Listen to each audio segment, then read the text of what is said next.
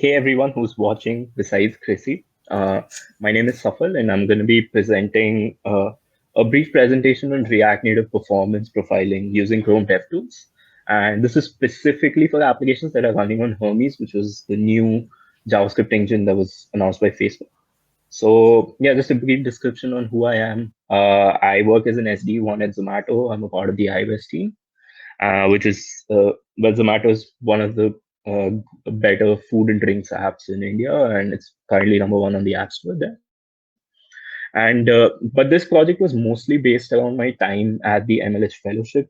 I was a part of the first batch at the MLH Fellowship, and I worked on a product called the Hermes Profile Transformer, which is what I'll be talking about today, with like extremely close guidance from mentors at Facebook and from MLH as well.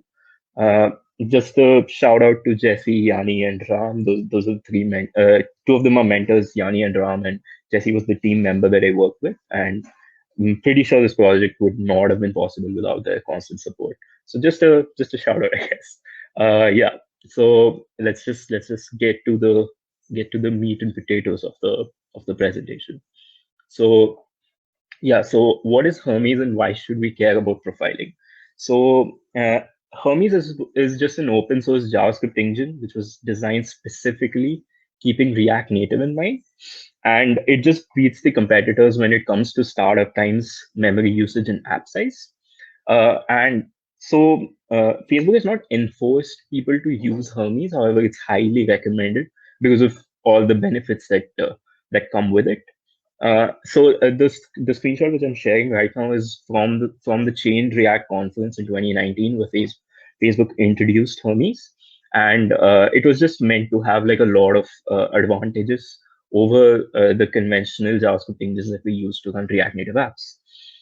For more information on this is not really my expertise, but I just wanted to introduce the topic. But it's not really my expertise, but I think Hermes, the documentation is great, and you guys can definitely go over it and see what potential benefits you could get from Hermes. Although Facebook just claims that this just works best, so I guess I just take their word for it. Yeah, and yeah, so it is specifically meant to work in a mobile environment, and that is really all that I have to say about Hermes. It's just a JavaScript engine that runs your React Native apps efficiently. Now coming back to the question of like what is profiling, right? Now I I I I will just paraphrase the official definition of profiling because well, that's it just seems to be a good place to put it. So, profiling is just a form of dynamic programming analysis where you try to figure out space and time complexity of all the functions that are running in your program. You also want to see the frequency and the use of particular instructions while running your application. Simply put, it's just a tool that it's just a methodology that allows you to measure your runtime performance of the application. And the reason we do profiling is just to identify what things could we improve in our application and what are the bottlenecks that we can potentially address to improve the user experience as well as developer experience while using the app. So yeah, that's pretty much it. Profiling that, but I'll be going really deep into profiling. So uh, I just want to explain this. So profiling is usually done in uh, when you want to profile something, you usually typically measure a profile of a certain application, and the profile is just simply a file. You can assume it to be a JSON file or a log file or any file of any kind, and it usually has two formats. Now, these formats are specifically defined by Google in a document called the trace event format. You can simply Google it, and it'll probably be the first search result because it's widely used even in the Google Chrome browser's profiling option. They by default measure by JSON array format, and JSON object format is another format that can be used to profile applications. So it's important to draw a distinction between these two formats. So the JSON array format is simply an array of event objects, and it is the easiest to understand because it's just an array of just all the different events that take place in the lifetime of your application, or rather the lifetime of when you're profiling the application. And this is the default implementation that's provided when you profile anything on Chrome. So let's say you just go to a random website, let's say facebook.com, and you start profiling on Google Chrome. The profile that's recorded is essentially a JSON array format. So just for some context, I can show what a JSON array format uh, profile looks like. It's simply this file, which is just, as you can see, it's just an array, right?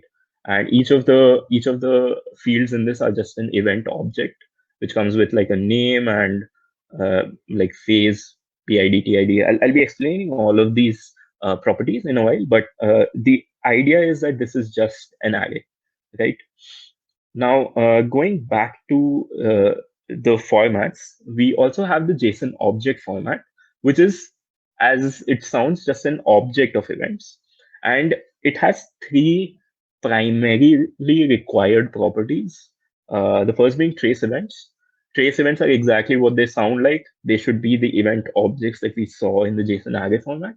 Uh, so trace events is just a key, and its value should be an array of these event objects. There are also two more properties which are very important to keep in mind, specifically when we're dealing with Hermes and the project that I had made. Uh, and those two are samples and stack frames. So samples are basically OS level is an OS level profiler. It basically it's exactly as it sounds like. It just samples the application at regular intervals of time to identify all the functions that are in the call stack. So yeah, samples basically just make sure that at each and every instance of time, you know what are the functions that are running. So we can kind of extrapolate this idea into saying that if we know what the samples are exactly, we can kind of calculate the current or kind of figure out the current state of all the functions that are running in the application, or at least while you're profiling, which is exactly what we have done in the profile. So coming back to samples and stack frames, samples is an OS level profiler. We just obtain event samples, and stack frames are is again exactly like it sounds like. It's just a function called stack, and we'll be going over the structure soon. But I just wanted to introduce the concept that there are these three keys primarily called trace events, samples, and stack frames. So again, just for context, I will just share one of the profiles that you get, uh, which is of JSON object format. So this is trace events, which is just an array of events. There's also samples, which is all the samples that you can generate for during the life cycle of profiling. And then there's also stack frames, which is a key value. So it's again an object with the keys being an ID of the function, and the value being all the details about a function. So you can basically say that the function with ID 1 has these details, right? So that way, using combination of samples and stack frames, you could kind of figure out what the current state of the application is. And I'll be talking more about this in the upcoming slides. So going back to the presentation, now I'll also be describing the trace event formats, because we saw that event objects is kind of like the underlying common factor between these two formats. So it's important to understand what an event object comprises of. Uh, so some of the common elements that exist between these two formats are the name, obviously, which is the name that needs to be shown in the trace viewer, the category, phase, timestamp of the event. Uh, so I'll also be elaborating on category and phase in the subsequent sections, but I just want to again just focus on these two properties being present, because these two are extremely critical to the functioning of this package that I've written. Timestamp of the event is exactly that at what timestamp does a particular event occur. Process ID and thread ID are just the processes and the threads that the application or the function is running on. And args is literally everything else. Some people, in fact, just dump a lot of information in args, the property args, because it's just some miscellaneous information that could help provide more context about the event objects. So that those are the common fields in the event objects. and we have a bunch of event types because if everything was just uniform and things would be too simple, and I would literally not be making this. So we have a bunch of event types which need to be handled when we are profiling things. So the most important event type is the duration event, which has two phases, begin and end. So now I guess I can explain what phases are. Phases are just the state of a particular event. So ideally, we can expect an event to be in three states. One being the start state, that is, the event has just started. The second being the end state, wherein the event has just ended. And the third state, which kind of doesn't need a representation, but anything between begin and end just indicates that the function is running. So those are the three states that it can exist on, and we just need two phases to signify this. So yeah, we have begin and end phases for the duration events. For complete events, we have X as its phase. So complete events are just events that complete at a particular point of time. So it's kind of equivalent to duration events in the sense that for a complete event, you get the start point and the duration that it occurs for. So you could kind of calculate end by just adding the duration to the start time. Uh, so the reason these two concepts exist is just because complete events kind of just cuts down your profiling file size by two, as you can see, because we you can assume that there are two event objects for a begin and an end. So if we have complete events, it's kind of you just need one event object. So this is actually a great optimization for reducing the size of these profiles that we generate. Instant events are things that happen instantly, so they just have one phase, I. Counter events and async events are also other events that could exist. But for the purposes of this presentation, let us completely focus our attention on duration events, because that is really the most common case that we can come across, and handling duration events is probably going to give us a good enough approximation of how our application performs. So again, just to give more context, I can go through some of the samples probably, and no, actually, let's just go through trace events. And you see the name and the phase here is M. M is a metadata event. So while I didn't specify that, there are a bunch of event types, and I just covered like the most important ones that I felt like should be covered. But M is one of the events of like the metadata category, which just specifies uh, information about information, right? So this is a metadata event with process ID occurring at this timestamp, and I'm args is yeah, so, so yeah. sorry to interrupt. Your screen is black, Oh, and okay. I just wanted to make sure that everything's okay with your presentation. Okay. Okay. You know what? I'll just share it again. Yeah. Yeah, please share it again. Okay. It seems I don't know what's going on. no, Okay. that's At what point uh, did I go black? uh, at what point did it switch? Does anyone know? Oh, it's working now.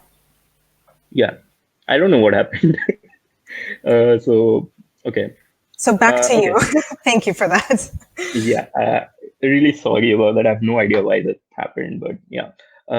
Okay, so I guess I'll just pick up from event types. We know that there are five event types, and each of them have corresponding phases, which could be identified as like states of the application. So I'll just explain duration events in brief again because I felt like maybe the thing blanked out. Duration events are just events which have three states, either they've started, ended, or are running, which really requires two identifiers called begin and end. And everything in between just indicates that the function is still running. So, before all this happened, I was just about to show what it looks like in the profile itself. So you can see that trace events literally have name, which is just the name of the event, and we have phase, which is M. M is one of the event categories that I didn't mention in the slide. M is a metadata event, which consists information about information. And yeah, this is basically an event category which of the metadata type. And yeah, the category is just an we can understand category as uh, like the category of the event. It's kind of abstract because categories are something that you can specify, while phases are something which the system understands. So category, I could literally write this is the metadata category, or in fact, I could just write XYZ. It doesn't really matter. This is really more about how I would interpret this event. So categories is what by default this is like metadata while I was profiling, but if I wanted to, I could set this to anything. Uh, then we have the process ID and the thread ID, and we also have a timestamp for when the event occurred. And args is again, we could literally have any data point uh, uh, in args, and it just wouldn't make a difference because args is basically like a dumping ground. Although for certain events, like uh, I assume async events require certain args to be present.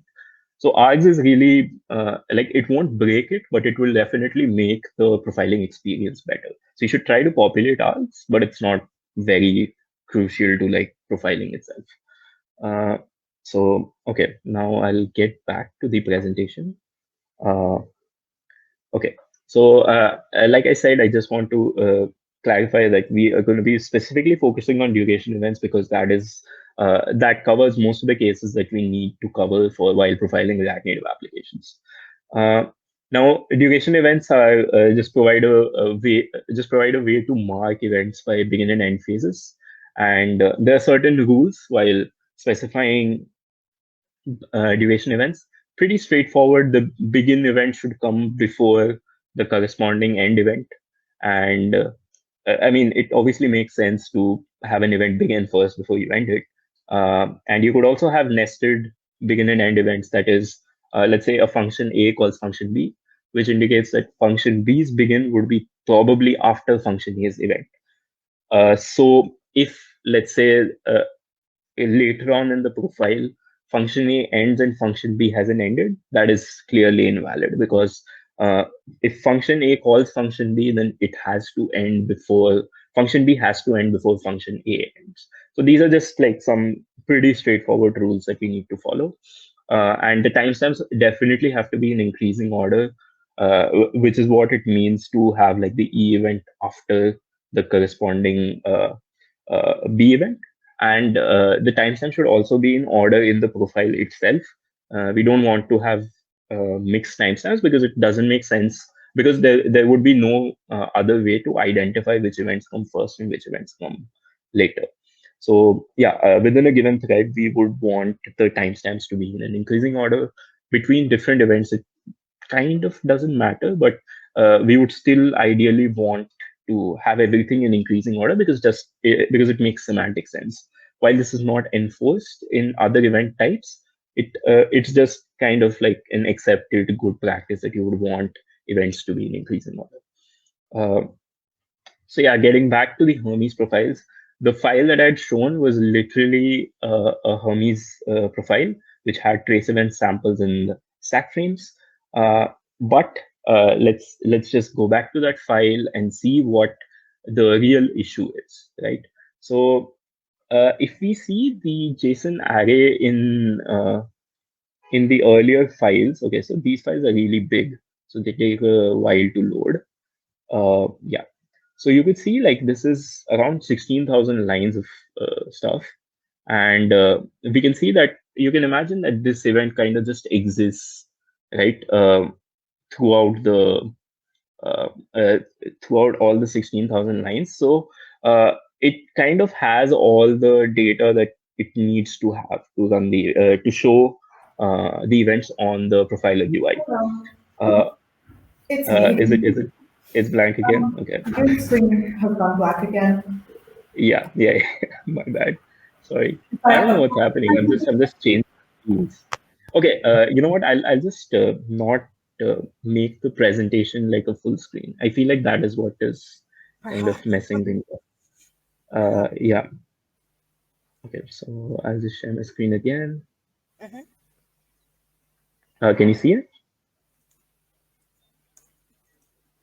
It's still black, and now it's good. Yeah. Yeah. Okay. Yeah, I'll just not like expand the presentation because I Okay. feel like that's what's going to mess with it, right? Okay. So yeah, so we can see like the profile JSON array is just like a huge event list, right? Actually, let's do one thing. Let's load this in Google Chrome, shall we? So okay, so let's go to one of so this is the profiler UI, right? Which is where this is in Chrome DevTools where you want to load your performance profiles. So let's just load a profile and see what it looks like. Uh, okay, yeah, okay. Uh,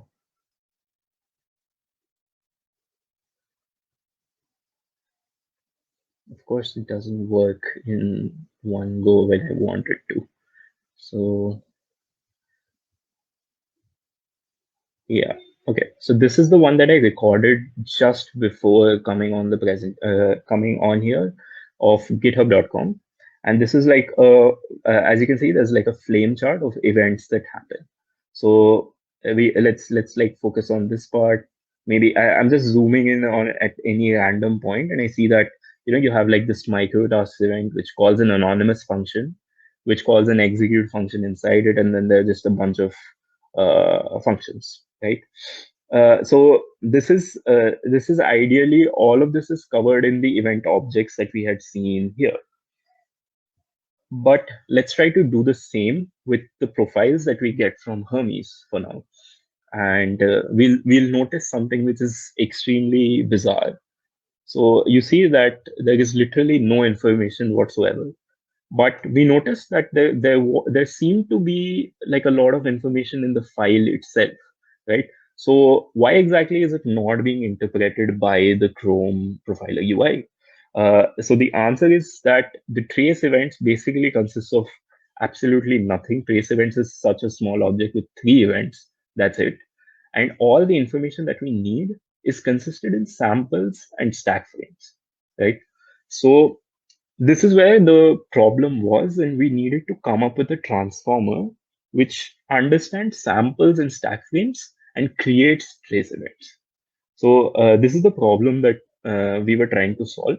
And now that now that I've kind of explained this, let's jump into how we did it, right? So yeah, like I said, trace event sample stack frames. Samples are just OS level events, so we needed a transformer to understand what the event looks like.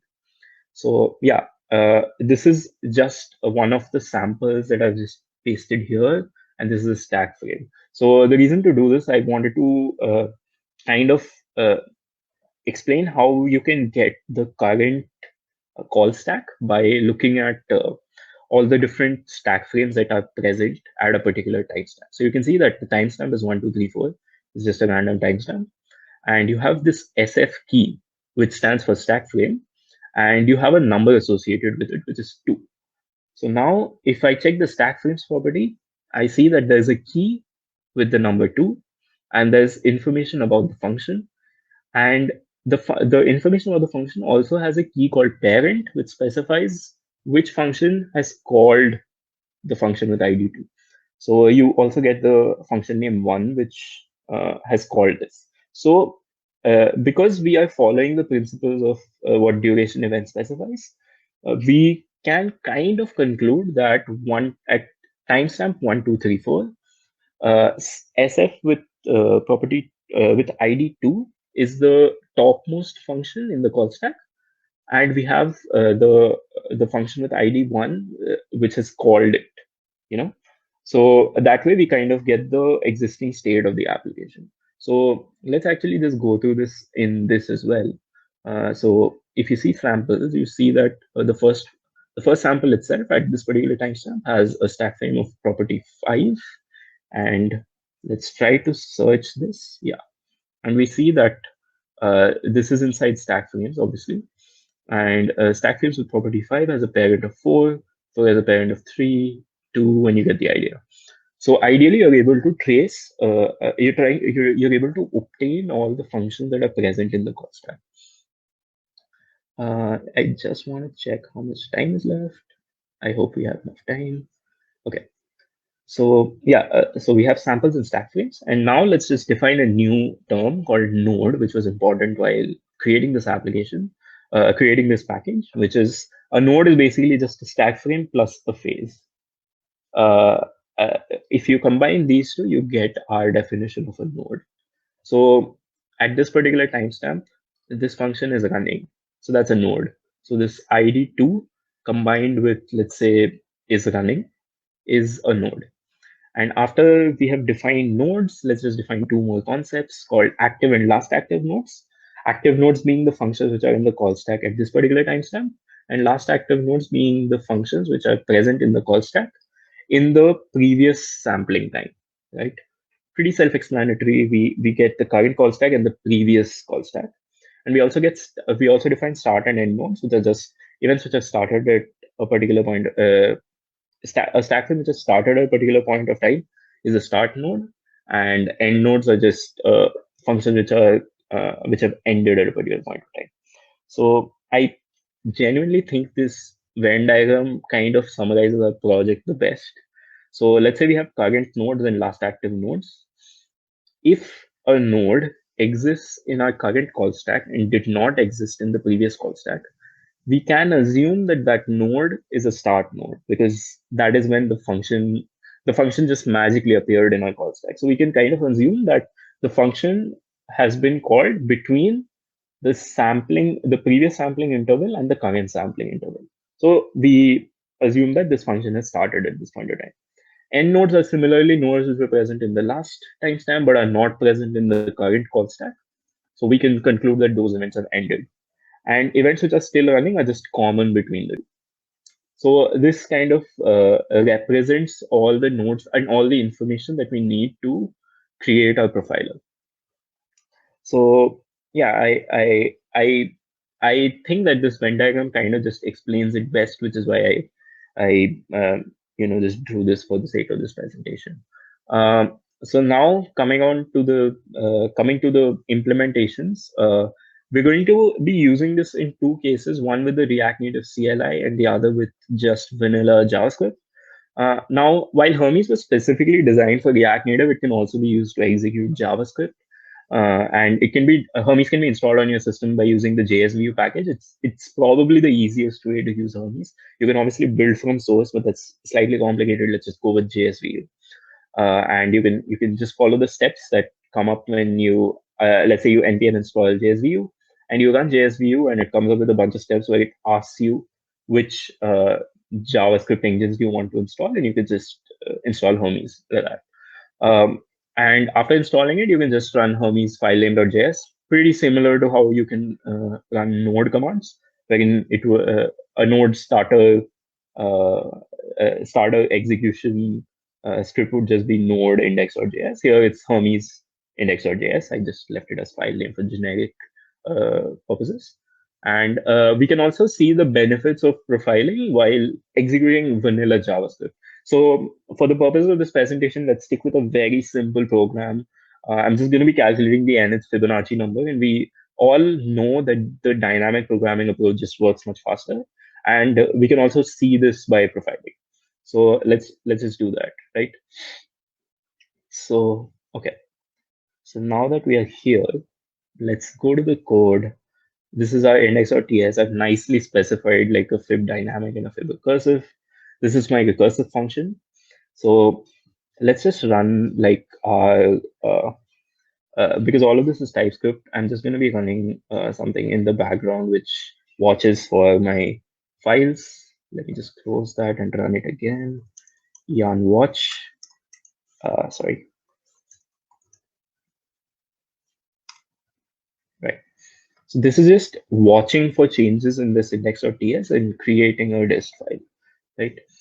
So now that we leave that running in one of the terminals, and let's just go to folder. This is index.ts. I'm trying to calculate the fib recursive of 35. Yeah. So let's just go. This is the exact command that you need to run. So it's Hermes with the flag of sample profiling. Uh, Actually, it probably is bigger here. So it's Hermes with a flag of sample profiling, and you give the file name .js, and this is just to pipe it to a JSON file. So I'm just piping it to a trace Hermes.json because in this case, I'm just piping it to recursive.log just so that I can identify the log file. So let's just run this. It's going to take a while because this is the recursive implementation. And now we're done, and this is the recursive log file. And you can see that it's already pretty messy. Uh, let's just prettify it. Yeah. So this is the trace events, and you have all these samples, and this is the recursive log. Now let's try to do it for the dynamic programming approach. And you know what? Let's just go nuts with dynamic programming, and let's just go 6 zeros and then 9 zeros. Why the hell not? So dynamic.log. Okay. So now this is probably going to take a while. I hope it takes a while. Otherwise, it's just embarrassing if recursive is so slow. Uh, okay, so the reason why I specify like such a big time frame because I want to capture like certain timestamps. Because if I were to calculate 35, I would just do it instantly and I'd get like one sample, which is not indicative of anything. So the reason I calculated, I don't even know how big this is. Um, I don't know, one billion, I guess. The reason I did this is just so I have more samples. So now that I have recursive log as well as dynamic log, which is also like just a trace events thing. Okay, not this, sorry. That's pretty fine. And this is my dynamic log. It's a pretty big file because I needed to calculate uh, like a billion Fibonacci number, right? So now let's use our transformer. So let's just go. This is a package that I've written, Hermes Profile Transformer, which does exactly what I said in the Venn diagram, wherein we're trying to identify start and end nodes and create event objects based on the samples that are present in dynamic.log and recursive.log. So pretty straightforward in the way that I've used it. It's provided file names, and I use my transformer on each of the file names. And these undefined fields are basically just for source maps. So I'll be coming back to how source maps can improve using this transformer in the React Native CLI. But for now, let's stick with vanilla JS, and we convert our events to something that can be seen on Chrome DevTools. So let's just do that, right? So dist transformer.js. Okay. So Clearly, I have. I'm here to give you a 5-minute warning. To Oh, okay. ensure that everything's on track, Okay. and your presentation still fits within the next Okay. 5 minutes. Are we Okay. on track? Is Yeah. everything good? Yeah. Yeah, I might extend a little bit. I'll try to wrap up like super fast. Okay, So thank you. yeah. Okay, so because we are running short on time, I'll just quickly try to. I have both of these converted files already, and these are the files that come up when I try to process these files. And let's just load them super quickly into the React DevTools. And one second. That's cool. Okay. So this is the dynamic programming approach. We see that it just calls one function because it calculates everything internally. Basically, fib n1 is 1 plus fib n minus 2. And for our recursive implementation, we see that this is a huge profile with, uh, you can also see that the n minus 1 call takes longer than the n minus 2 call. And you can see that it's really, really like nested to like an insane degree. And yeah, this is pretty much what we're trying to achieve with uh, the transformer package. So now I'm just gonna hurry up as fast as I can. uh, so yeah, we can also use this with the React Native CLI. The command that we implemented was profile Hermes, which can be used to profile any React Native application. The command is currently not released on the CLI, even though it's merged. I believe it will be available in the next React Native CLI version. And the command can just be used to obtain a transformed version of the profile. It can only be used in development mode because we will be using ADB to pull our profiles. And we can also specify destination directories and source maps. Uh, okay. So now for instructions to enable it on Android, uh, yeah, you just enable Hermes, which you can do by going, you can go through the documentation, you just need to change a couple of flags in your build or Gradle. And yeah, once you open the Metro server, you press D to open the profiling menu. You enable sampling profiler. You do a bunch of stuff. Like in this case, I'm just incrementing the count, and then I disable my sampling profiler. And yeah, and this is what it looks like on the terminal, wherein you're just opening the developer menu and executing the profile Hermes command. This is the exact command that you'll need to execute: profile Hermes destination directory. So yeah, yeah, you should also definitely be using source maps because it allows you to obtain more information about the functions that you have. It also allows you to identify where your function is implemented, whether it's in JavaScript or is it native code or has it been implemented in node modules. And it also gives you accurate coordinates for where your node is present rather than pointing to like build file stuff. So this is just a profile that I had. I'll quickly load it uh, just so we can see what it looks like. Okay, so it's not this one. Okay, so this is the one. Uh, so, oh, okay, it's on this one. Sorry. Yeah, this is the one wherein you can see like there's a bunch of function calls, and let's also quickly walk through like what the summary of each of these functions looks like. So you can see here that you have the name of the function. You also have the category of the function, wherein if this function is a JavaScript function or native function, you can specify all of these. And you also get the allocated category, which is from which NPM package this is from, and the allocated name. So the idea behind this is you can just identify efficient implementations. Like the longer this bar is, the more time it's taking. So you can identify which functions are efficient. You can also identify how frequently a function is being called. So let's just jump back to the presentation. You can see where what pieces of your application are being slowed down by function calls. You can also trace the origin of where the function is coming from. You can also identify all the functions that are running in the flow of while executing your application. And you can also identify all the functions that are running very often. So you can optimize them and you can see like a huge bump in performance. So yeah, that's pretty much it. It's super easy to install. You just install Hermes Profile Transformer, which it's a package available on NPM, and you'll be pretty much good to go. It has a very simple API wherein you specify the name of the profile path and you give the source maps uh, location. And yeah, that's pretty much it. Really sorry for going overboard. I guess the black screen kind of just had me repeating a lot of stuff. But yeah, Tracy, thank you so much for being Safal, so thank kind. you. And I just wanted to say that I was told that this is your first time sort of Oh yeah, doing something like this. I yep. think you did a fantastic job, and I'm sure the viewers would agree. So thank you so much for your time and your effort. And how do you think that went for you? I think it went fine. I was just really weirded out why we had a black screen for like which had me repeating some stuff like multiple times. Yeah. But apart from that, I felt like it went good. So yeah, really happy with you guys as well. The organizers have been super supportive. So thank you Oh, so that's much. fantastic. Thank you. All right. Well, Safal, thanks again. We'll see you later. Yeah, I'll be in touch. yep, yep, And I think we're ready for our next speaker, guys. yep. Thank you so much. Bye bye. See ya.